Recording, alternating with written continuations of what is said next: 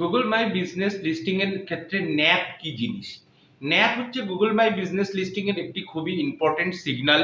Nap কথাটার পুরো কথা হচ্ছে, এটা তিনটে শব্দ থেকে এসছে: নেম, অ্যাড্রেস, ফোন নাম্বার।